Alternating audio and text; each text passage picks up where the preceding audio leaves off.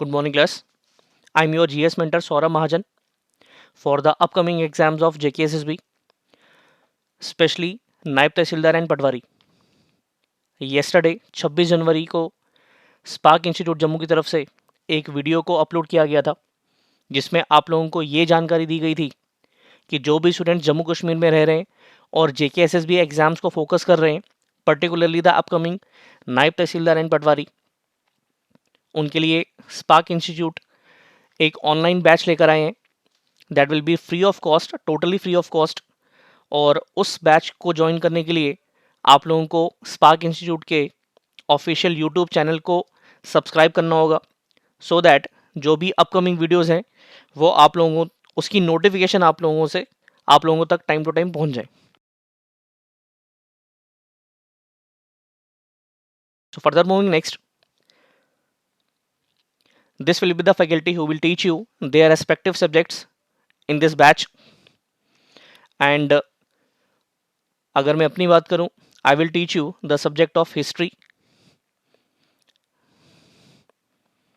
as well as the general science. So further moving next, syllabus की अगर हम लोग बात करें, शेड्यूल की अगर हम लोग बात करें हिस्ट्री को लेकर, जैसा कि लास्ट क्लास में आप लोगों को, लास्ट वीडियो में आप लोगों को शेड्यूल के रिगार्डिंग में पूरी जानकारी दी गई थी कि एक वीक का जो शेड्यूल होगा वो कैसे होल्ड ऑन किया जाएगा। सो थर्सडे, फ्राइडे और सैटरडे को आप लोगों को हिस्ट्री के लेक्चर्स मिलेंगे, and I will try to cover up the whole Indian history in approximately 13 lectures. It can be more, it can be less also, but I will try to cover up in approximately 13 lectures. So in lecture 1 we will discuss the topic of Indus Valley Civilization.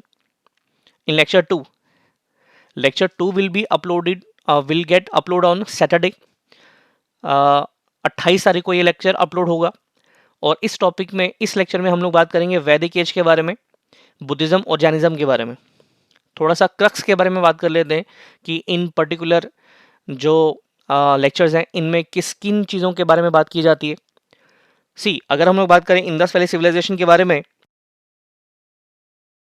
तो Indus valley civilisation में हम लोग ये बात करते हैं कि कौन कौन सी ऐसी साइट्स थी जो आज से लगभग 100 साल पहले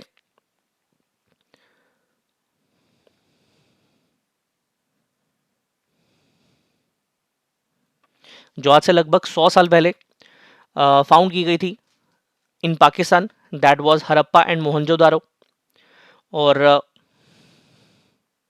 उनका जो लगभग टाइम पीरियड था that was from 2500 to 1750 BC। Detail में हम लोग इस टॉपिक के बारे में इसी में बात करेंगे। So after that the topic of वैदिक एज। वैदिक एज में हम लोग 4 वेद्स के बारे में बात करेंगे, उनकी सोशल लाइफ के बारे में थोड़ी सी बात करेंगे। एग्जामिनेशन पॉइंट ऑफ व्यू से जो भी रेलेवेंट क्वेश्चंस प्रीवियस एग्जाम में पूछे गए उनको भी हम लोग साथ साथ में डिस्कस करेंगे। बुद्धिज्म की अगर हम लोग बात करें, बुद्धिज्म के फाउंडर गौतम बुद्ध के बारे में बात करेंगे, उनकी लाइफ हिस्ट्री के बारे में बात करेंगे। जैनिज्म की अगर हम लोग बात करें तो जैनिज्म के founder Rishabh Dev, yes, Jainism के फाउंडर वॉज ऋषभ देव। उनके रियल फाउंडर कंसिडर किए जाते हैं उनके 24th तीर्थंकर, जो कि उनके 24वें गुरु रहे, महावीर जैन। हम लोग उनके बारे में बात करेंगे, उनकी लाइफ हिस्ट्री के बारे में बात करेंगे। बुद्धिज्म की टीचिंग्स क्या थी, जैनिज्म की टीचिंग्स क्या थी, और मोस्ट इंपॉर्टेंटली हम लोग बुद्धिस्ट काउंसिल्स और जैन काउंसिल्स के बारे में भी बात करेंगे। ठीक है, it will be A detail topic जिसमें हम लोग प्रीवियस ईयर्स में आए हुए जो भी MCQs है उनको भी डिस्कस करेंगे। इन लेक्चर थर्ड की अगर हम लोग बात करें, lecture third will get upload on Thursday next week. ठीक है, सो नेक्स्ट थर्सडे को हम लोग लेक्चर थर्ड कवर अप करेंगे, नेक्स्ट फ्राइडे को लेक्चर फोर्थ, और starting from lecture 1 till up to lecture 4 this will be your ancient history। और next week में ही हम लोग अपने नेक्स्ट लेक्चर 5th में मिडाइवल को शुरू करेंगे, and approximately up to Marathas. ठीक है, we will cover up the medieval India, मध्यकालीन भारत हम लोग इसको बोलते हैं, and from there onwards we will cover up the modern history. So next Thursday को आप लोगों को लेक्चर मिलेगा प्री मौर्यस का और मौर्यस का। प्री मौर्यस में हम लोग बेसिकली 3 डायनेस्टीज के बारे में बात करते हैं, that was Haryanka dynasty, that was Shishunaga dynasty, that was Nanda dynasty, जिनको हराकर मौर्यंस रूल्ड ओवर मगध और you can say the northern parts of India. और इसी प्री मौर्यस के टॉपिक में हम लोग कुछ फॉरेन इन्वेडर्स के बारे में भी बात करेंगे, लाइक अलेक्जेंडर। ठीक है, अलेक्जेंडर के बारे में भी हम लोग यहीं पर बात करेंगे। और अलेक्जेंडर के द्वारा लड़ी गई भारत में जो लड़ाई थी, that was in 326 BC against king Porus, उस बैटल के बारे में भी हम लोग इसी प्री मौर्यस के लेक्चर में बात करेंगे।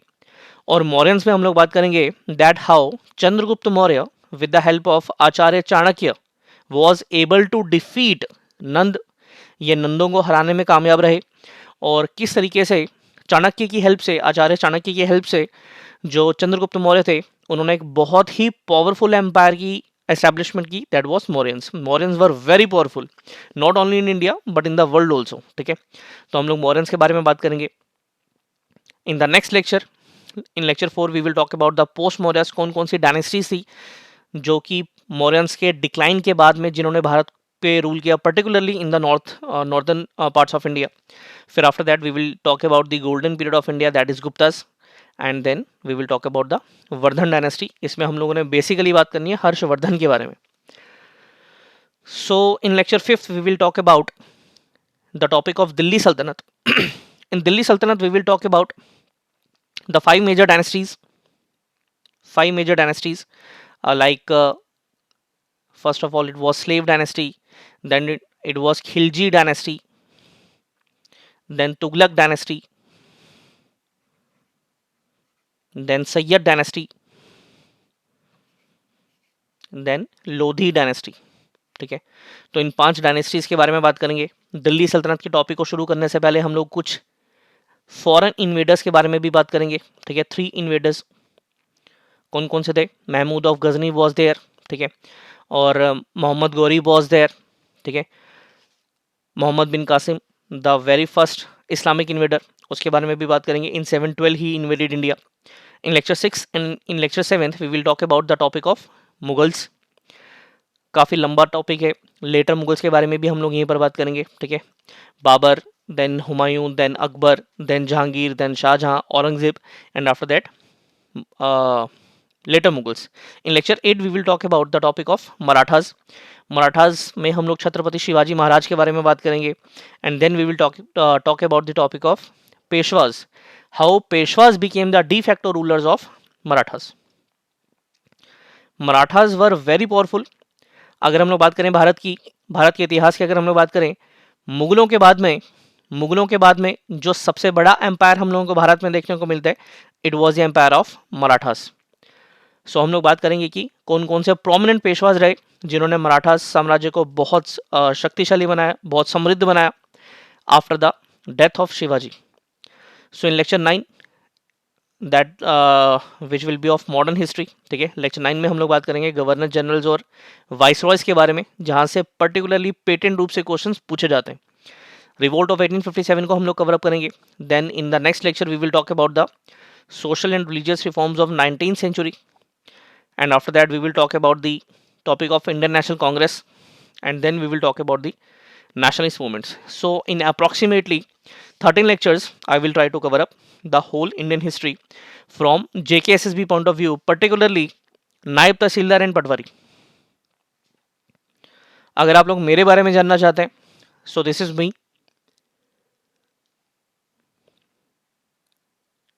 Without wasting any time, further moving next, जो भी लोग जानना चाहते हैं वो इस स्लाइड को पॉज कर सकते हैं। So further moving next, this is our very first topic of Indus valley civilisation. इसको हिंदी में हम लोग सिंधु घाटी सभ्यता भी बोलते हैं। और डिफरेंट जो हिस्टोरियंस रहे, चाहे वो इंडियन हिस्टोरियंस थे, चाहे वो फॉरेन हिस्टोरियंस थे, उन्होंने इस इंडस वैली सिविलाइजेशन को डिफरेंट नाम दिए। हिंदी में हम लोग इसको सिंधु घाटी सभ्यता के नाम से जानते हैं, इसको सप्त सिंधु सभ्यता के नाम से भी जानते हैं, और भी कई सारे हिस्टोरियंस ने इसको डिफरेंट नाम दिए हुए हैं। इंडस वैली सिविलाइजेशन की अगर हम लोग बात करें, the very first site that was discovered was Harappa. यहां पे आप लोग हड़प्पा को देख सकते हैं। So Indus valley civilisation is also called as Harappan civilization, इसको हम लोग हड़प्पन सिविलाइजेशन भी बोलते हैं। और अगर आप लोगों से क्वेश्चन ये पूछा जाए कि हड़प्पा कौन सी नदी के किनारे है, तो क्या आंसर होगा? इसका आंसर इंडस नहीं होगा। क्लियर है? ठीक है। क्या क्वेश्चन था? मैंने आप लोगों से ये पूछा कि Indus valley civilisation is also called as Harappan civilisation. ठीक है, तो अगर मैं आप लोगों से ये पूछूं कि हड़प्पन सिविलाइजेशन कौन सी नदी के किनारे है, उसका आंसर इंडस नहीं होगा, because Harappa lies on the left bank of river Ravi. ठीक है, so it lies on the left bank of river Ravi. तो ये क्वेश्चन पूछे जाते हैं। ठीक है, हम लोग इन सब के बारे में बात करेंगे। Left bank of river Ravi. Now question comes कि सर फिर इसको हड़प्पन क्यों बोल रहे हैं? Because Harappa was a very first site to be discovered. ठीक है, that's why this civilisation is called as Harappan civilisation.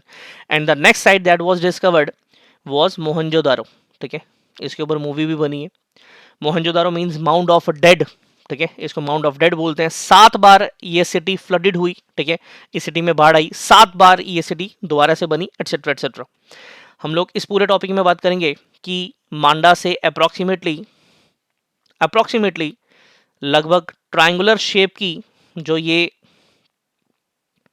Indus valley थी, ये किस प्रकार की सिविलाइजेशन थी, किस प्रकार के लोग यहाँ पे रहते थे, इनकी टाउन प्लानिंग कैसी थी, और पर्टिकुलरली जहाँ से क्वेश्चन पूछे जाते हैं उसके बारे में हम लोग बात करेंगे कि कौन कौन सी जगहों से हम लोगों को क्या क्या चीज़ें देखने को मिली। ठीक है, so further moving next, this civilisation is also called as Harappan civilisation and it dates back to 2500 to 1750 BC। ठीक है, सी अगेन डेट की अगर हम लोग बात करें, डिफरेंट हिस्टोरियंस के द्वारा डेट कई जगहों पे आप लोगों को डिफरेंट भी देखने को मिल जाती है, बट ये जो डेट है ध्यान रखना, ये मोस्ट ऑथेंटिक डेट है जो कि कार्बन 14 डेटिंग से निकाली गई है। ठीक है, so this is the most appropriate answer अगर आप लोगों को कभी भी पूछा जाए कि डेट्स बैक टू, ठीक है, तो क्या आंसर होना चाहिए? 2500 टू 1750 BC। इसको हम लोग हड़प्पन सिविलाइजेशन बोलते हैं because Harappa was the very first site to be discovered during Indus valley civilisation. It belongs to neolithic period और ब्रॉन्ज एज। नियोलिथिक पीरियड और ब्रॉन्ज एज की जगह पे इन केस अगर आप लोगों को ये दोनों ऑप्शंस में ना हो तो आप लोगों को चैल्कोलिथिक भी ऑप्शन दे सकता है, जो कि इसका सही आंसर है, गलत नहीं है। ठीक है, चैल्कोलिथिक एज, तो बेसिकली चैल्कोलिथिक एज जो थी वो बेसिकली नियोलिथिक और ब्रॉन्ज एज के बीच का जो ट्रांजिशन पीरियड था उसको हम लोग बोलते हैं चैल्कोलिथिक एज। ठीक है, ज्योग्राफिकल एक्सटेंशन की अगर हम लोग बात करें, जैसा कि हम लोग ऑलरेडी बात कर भी चुके हैं, इसके नॉर्दर्न मोस्ट पॉइंट पे हम लोगों को यहाँ पर मांडा देखने को मिल रहा है। इसके साउदर्न मोस्ट पॉइंट पे हम लोगों को देखने को मिलता है Daimabad, which is in Maharashtra, northern Maharashtra में। इसके ईस्टर्न साइड की अगर हम लोग बात करें, ये सॉरी वेस्टर्न साइड की अगर हम लोग बात करें, यहाँ पे हम लोगों को सुतका गेंडोर देखने को मिलता है। और वही अगर हम लोग इसके ईस्टर्न साइड की बात करें तो हम लोगों को आलमगीरपुर यूपी देखने को मिलता है। ठीक है, so this is the geographical extension. In the north we have Manda, in the south we have Daimabad in Maharashtra, in the east we have Alamgirpur UP, and in the west we have Sutkagen Dor. ठीक है, शेप हम लोग ऑलरेडी बात कर चुके हैं, which is triangular. Approximate area की अगर हम लोग बात करें, क्वेश्चन पूछे जाता है, it is 1.3 million square kilometre. काफ़ी बड़ी सिविलाइजेशन थी और इसकी कॉन्टेम्प्रेरी सिविलाइजेशन में हम लोगों को देखने को मिल जाती है क्या क्या? इजिप्शियन सिविलाइजेशन देखने को मिल जाती है हम लोगों को, चाइनीज सिविलाइजेशन देखने को मिल जाती है। बट इस सिविलाइजेशन में कई सारी ऐसी चीज़ें हम लोगों को खुदाई के दौरान मिली, एक्सकावेशन के दौरान मिली, जो कि उन सिविलाइजेशन में, इसकी कॉन्टेम्प्रेरी सिविलाइजेशन में नहीं थी, जो कि इस सिविलाइजेशन को, इंडस वैली सिविलाइजेशन को, अपनी कॉन्टेम्पररी जितनी भी सिविलाइजेशन थी उनसे बहुत एडवांस्ड और उनसे बहुत सुपीरियर बनाती है। ठीक है, कौन कौन सी मिली आगे चलकर बात करते हैं। So this is the short crux. John Marshall was the first scholar to use the term Indus civilisation. ठीक है, इंडस सिविलाइजेशन यूज करने वाला जो पहला शख्स था वो था जॉन मार्शल, और इन्हीं के साथ में मिलकर दयाराम साहनी ने हड़प्पा की खोज की थी। The first site to be discovered was Harappa, इसके बारे में बात कर चुके हैं, and it is on the bank of river Ravi. The second site to be discovered was Mohenjo-daro. It is on the bank of river Indus. The largest site was Mohenjo-daro. The largest site on the Indian side was Rakhigarhi. ध्यान रखना, हरप्पा और मोहनजोदारो, ठीक है, ये दोनों जो sites हैं, ये दोनों की दोनों साइट्स पाकिस्तान में, ये दोनों साइट्स पाकिस्तान में. Rakhigarhi, it is in India. It was the first urbanisation. Urbanisation बोलते हैं हिंदी में शहरीकरण. ये इस पूरी दुनिया की पहली ऐसी सभ्यता थी, पहली ऐसी सिविलाइजेशन थी जहां पे लोगों ने गांव को छोड़कर शहरों में बसना शुरू किया. मतलब कि लोग गांव में भी रहते थे, बट शहरीकरण हम लोगों को इस सिविलाइजेशन में पहली बार देखने को मिलता है. Upper part of the town was Citadel. ठीक है, जो टाउन था उसमें हम लोगों को कुछ ऐसा चीज देखने को मिल जाती थी जहां पे कुछ घर यहाँ पर भी रहते थे, लोअर साइड पे भी, और कुछ ऊपरी हिस्से पे रहते थे. और जो ऊपरी हिस्सा था उसको हम लोग बोलते थे क्या, सिटाडेल. ठीक है, ये इस दुनिया के पहले ऐसे लोग थे जो कॉटन का इस्तेमाल करना जानते थे. इस टाइम पीरियड में हम लोगों को कोई भी मेटलिक करेंसी देखने को नहीं मिलती. मेटलिक करेंसी मतलब सिक्के देखने को नहीं मिलते. ठीक है, तो व्यापार होता था या नहीं होता था? डेफिनेटली व्यापार हुआ करता था, बट कैसे होता था? बार्टर सिस्टम होता था. ठीक है, व्यापार तो होता था बट बार्टर सिस्टम होता था, करेंसी के थ्रू नहीं होता था. बार्टर सिस्टम मतलब चावल के बदले में दाल, दाल के बदले में टमाटर, टमाटर के बदले में साग, साग के बदले में दिस दैट एटसेट्रा. ठीक है, so barter system was used for trade purposes. और ये लोगों की अगर हम लोग बात करें, ये लोग ब्रॉन्ज का इस्तेमाल करना जानते थे. ठीक है, and what is a bronze? Bronze is an alloy. इस चीज का ध्यान रखना, क्वेश्चन पूछे जाते हैं. और एलॉय किस किस का है? ये कॉपर और एस एन मतलब स्ट्रॉन्शियम, टिन. इसको कॉमनली हम लोग जानते हैं, टिन का सिंबल है SN. ठीक है, so bronze is an alloy which is made up of copper and tin. ये लोग इसका इस्तेमाल करना जानते थे, बट सरप्राइजिंगली हम लोगों को इस सिविलाइजेशन में आयरन का इस्तेमाल नहीं देखने को मिलता है. ठीक है, so people do not use iron. ठीक है, आगे की बात करते हैं. सो यहां से हम लोगों को काफी बारी क्वेश्चंस देखने को मिलते हैं कि कौन कौन सी जगहों से हम लोगों को कौन कौन सी चीजें देखने को मिली, कौन सी सिटी कौन सी रिवर के किनारे, कौन सी सिटी को कब किसने फाउंड किया था. ठीक है, सो स्टार्टिंग फ्रॉम हड़प्पा, एक एक करके सभी सिटीज के बारे में, सभी मेजर सिटीज के बारे में बात करते हैं, क्योंकि अगर सभी सिटीज की बात करें तो it is more than hundreds. ठीक है, तो सभी के बारे में तो बात नहीं करेंगे. एग्जामिनेशन पॉइंट ऑफ व्यू से रेलेवेंट जो भी चीजें होंगी उसी के बारे में हम लोग बात करेंगे. सो हड़प्पा की अगर हम लोग बात करें, हड़प्पा को हम लोग गेटवे सिटी के नाम से भी जानते हैं. It is on the bank of river Ravi, left bank of river Ravi. इसके बारे में ऑलरेडी बात कर चुके हैं. पाकिस्तान में ये साइट है. और किसने फाउंड की? दयाराम साहनी ने, MS वत्स ने और व्हीलर्स ने. बेसिकली इन सालों में इस साइट में हम लोगों को एक्सकावेशंस देखने को मिलती हैं. तो जो सबसे पहली एक्सकावेशन थी अंडर जॉन मार्शल, जो इंडियन एक्सकावेटर थे दयाराम साहनी, उनके थ्रू ये हुई थी. ठीक है, तो जनरली आप लोगों को ऑप्शन में ये दयाराम साहनी ही दिया जाता है. ठीक है, तो इसका सही आंसर है Harappa was discovered by Dayaram Sahni. हाँ, इन केस अगर आप लोगों को ये तीनों ऑप्शन दिए गए हों तो हो सकता है आप लोगों को चौथा ऑप्शन दिया गया हो ऑल ऑफ दीज का. ठीक है, तो फिर इसका आंसर ऑल ऑफ दीज भी जाएगा. तो इस तरीके से चीज़ों का ध्यान रखना. यहाँ से हम लोगों को क्या क्या चीज़ें देखने को मिली? R37H शेप्ड सिमिट्री देखने को मिली. सिमिट्री मतलब कब्रिस्तान, इसके ऊपर क्वेश्चन पूछा गया हुआ है. 6 ग्रीनरीज देखने को मिली जो एक की बाद में एक थी, इसके भी ऊपर क्वेश्चन पूछा गया हुआ है. Stone symbols of lingam and yoni. Lingam is the male sexual organ and yoni is the female sexual organ. Clear figures of mother goddess. Copper scale हम लोगों को देखने को मिला और डाइस देखने को मिला हम लोगों को. ठीक है, डाइस देखने को मिला. जो भी मेजर चीज़ें हम लोगों को देखने को मिल रही हैं यहाँ पर, इनके रिगार्डिंग में जो भी इमेजेस गूगल पे अवेलेबल थी, I will show you also. So next site is Mohenjodaro. Mohenjodaro का लिटरल मीनिंग होता है माउंड ऑफ डेड. ठीक है, माउंड ऑफ डेड. और ये जो सिटी थी, इट गॉट 7 टाइम्स फ्लडेड. ठीक है, 7 बार ये सिटी में फ्लड्स हम लोगों को देखने को मिले. और इतनी ही बार ये सिटी का दोबारा से दोबारा से ये सिटी बसी भी थी. ठीक है, एक बारी फ्लड आया, दोबारा से सिटी बसाई, दूसरी बारी आया, तीसरी बारी आया, चौथी, 7 बार ये सिटी फ्लडेड हुई. इसके ऊपर क्वेश्चन पूछा गया हुआ है. So this city is on the bank of river Indus, and this is also in Pakistan. It was discovered by R.D. Banerjee. So यहाँ से हम लोगों को क्या क्या चीज़ें देखने को मिली, यहाँ पे हम लोगों को देखने को मिला ग्रेट ग्रेनरी, अनाज का एक बहुत बड़ा भंडार हम लोगों को यहाँ पे देखने को मिला जहाँ पे अनाज रखा जाता था. Next comes the great bath, जो कि सबसे बड़ी बिल्डिंग हम लोगों को इंडस वैली सिविलाइजेशन में देखने को मिली. It was a great bath. Then comes the seal of Pashupati Mahadev. ये कौन थे, इनके आगे पीछे एनिमल्स कौन से थे, इनके बारे में हम लोग बात करेंगे. Bronze image of dancing women, ये दिल्ली के नेशनल म्यूजियम में पड़ी हुई है. Clear figures of mother goddess, जो कि हम लोगों को हड़प्पा में भी देखने को मिली. ठीक है, तो लगभग इंडस वैली सिविलाइजेशन की लगभग मेजर साइट्स में हम लोगों को ये मदर गॉडेस वाला कॉन्सेप्ट देखने को मिला था. ठीक है. Stated image of bearded man, ये हम लोगों को प्रीस्ट देखने को मिला, जो कि स्टेटाइट से बनाया गया था. Steatite is a clay type substance. ठीक है. ह्यूमन स्केलेटन्स हडल्ड टुगेदर, जैसे कि उनकी डेथ अचानक से हुई हो. ठीक है.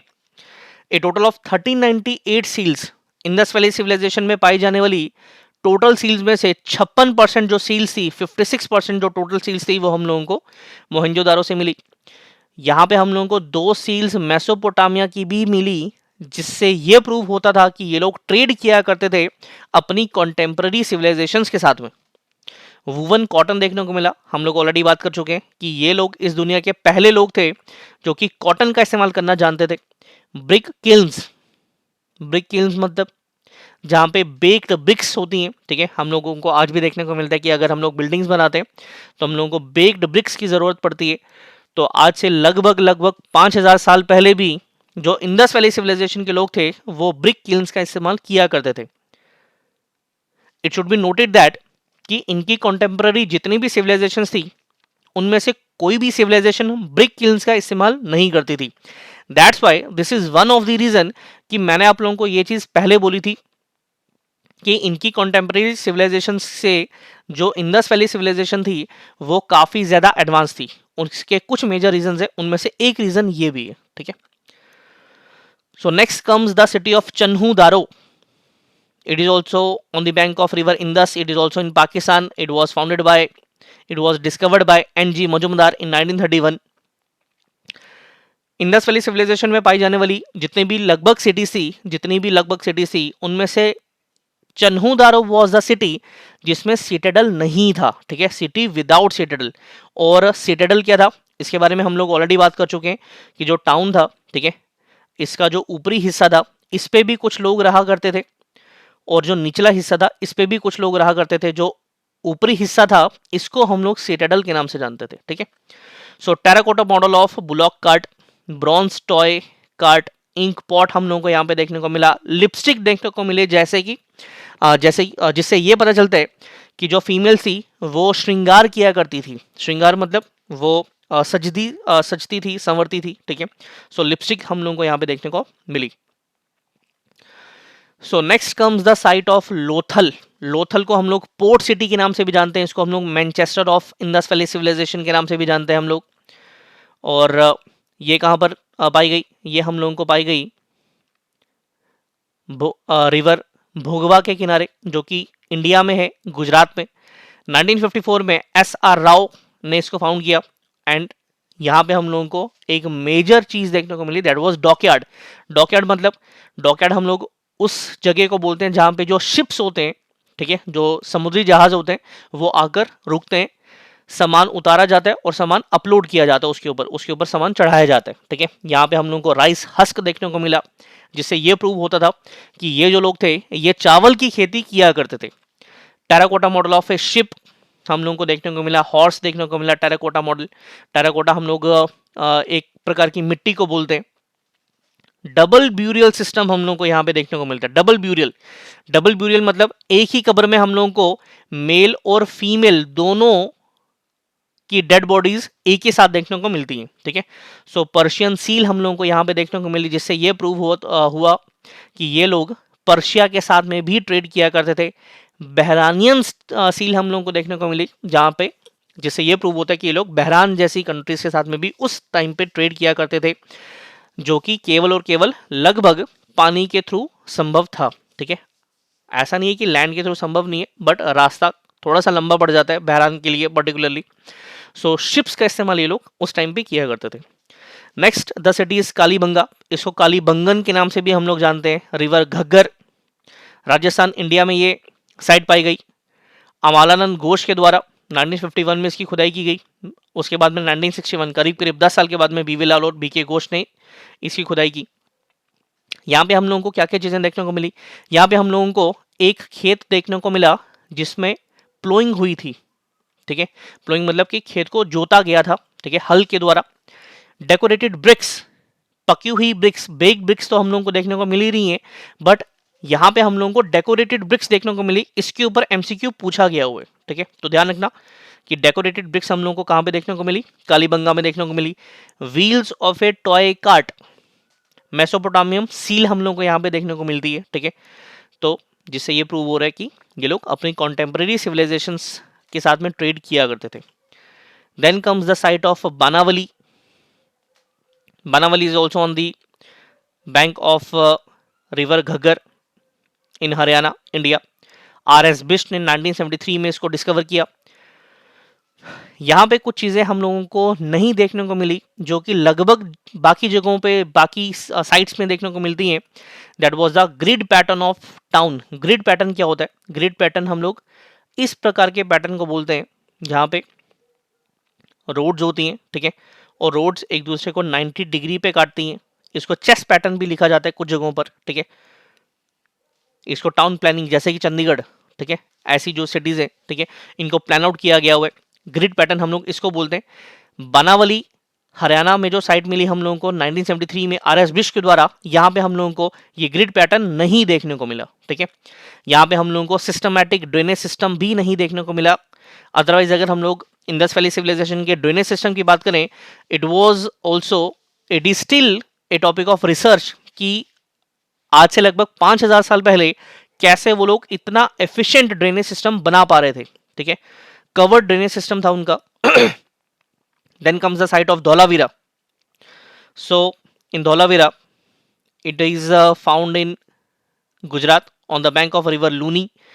जेपी जोशी के द्वारा 1967 में अप्रोक्सीमेटली ये साइट डिस्कवर की गई। वाटर हार्नेसिंग सिस्टम हम लोग को यहाँ पे देखने को मिलता है, वाटर हार्नेसिंग सिस्टम, और इसके साथ में एक बहुत बड़ा कुआं देखने को मिलता है, एक बांध देखने को मिलता है। So it was the only site that was divided into 3 parts. ठीक है, अदरवाइज हम लोगों को 2 पार्ट्स देखने को मिल रहे थे। 2 पार्ट्स कौन से? एक सिटाडेल के ऊपर और एक सिटाडेल के नीचे। ये एक ऐसी साइट थी जहां पे हम लोगों को 3 पार्ट्स देखने को मिल रहे थे।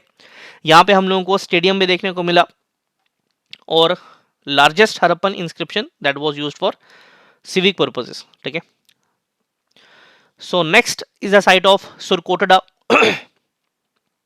इसमें हम लोगों ने रिवर्स के बारे में कोई बात नहीं की है। ठीक है, क्वेश्चन नहीं पूछा जाता है।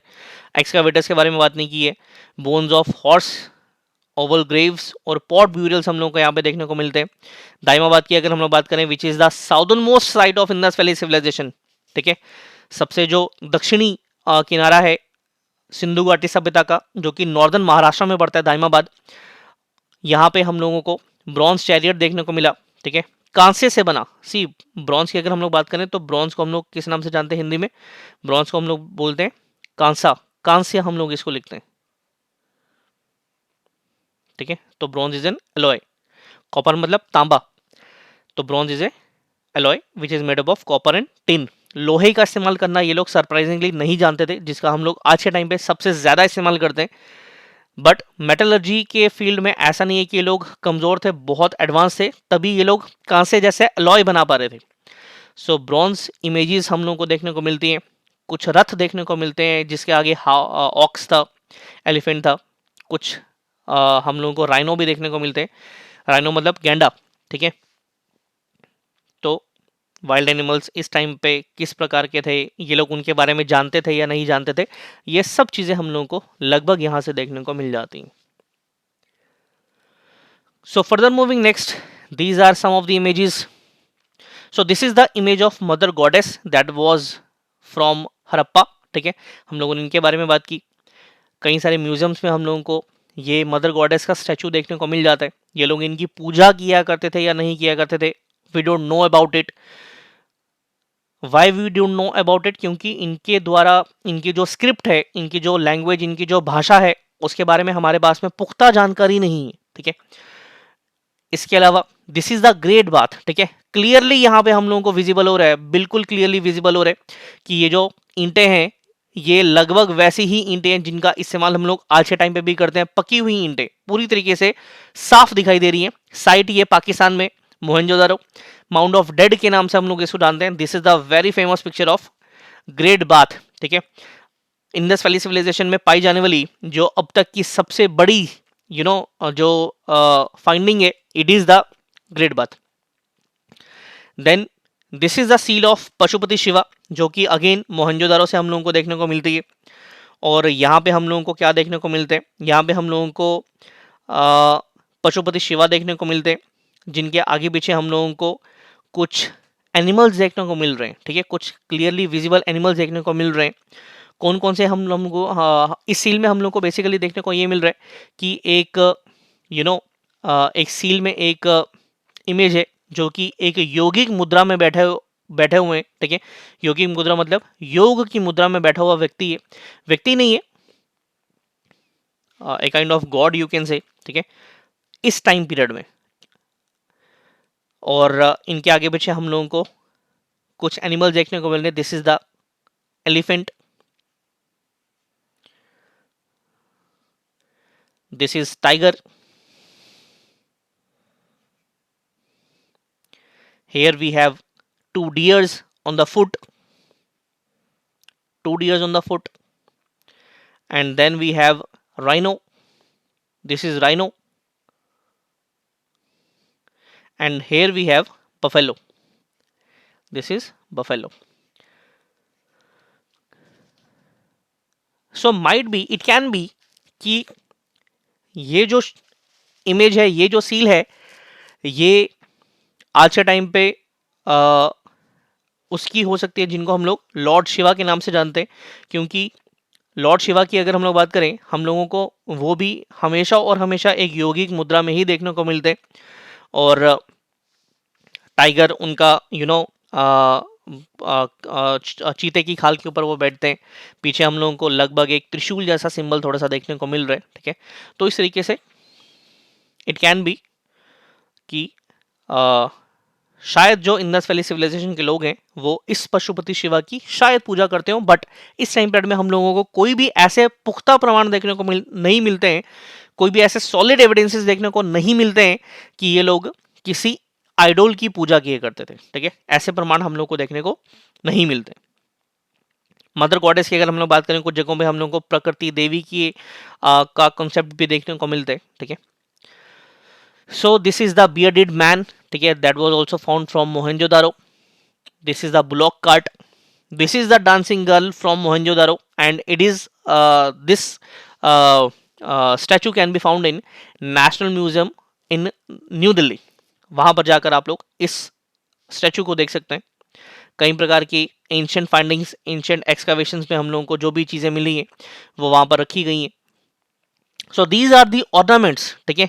जैसा कि हम लोगों ने लिपस्टिक के बारे में पहले बात की, so these are the ornaments that were found from the different sites of Indus valley civilisation, जहाँ से ये क्लियरली इंडिकेशंस मिलती हैं कि जो वुमेन थी वो सजती संवरती थी।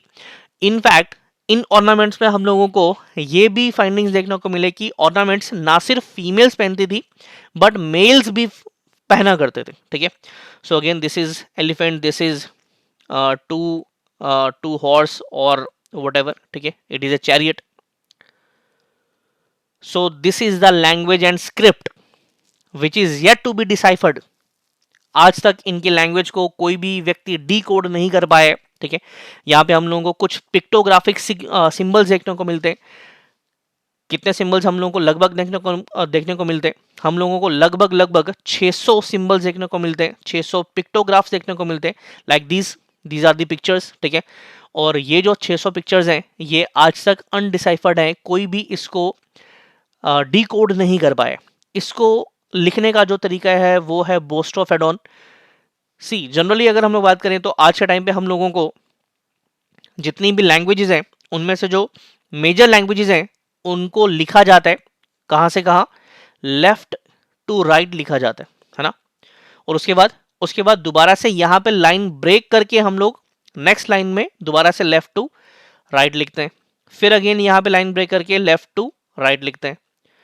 कुछ लैंग्वेजेस में हम लोगों को उल्टा भी देखने को मिलते हैं, लाइक राइट टू लेफ्ट लिखते हैं, यहाँ पे लाइन ब्रेक करके अगेन राइट टू लेफ्ट लिखते हैं, यहाँ पे लाइन ब्रेक करके अगेन राइट टू लेफ्ट लिखा जाता है।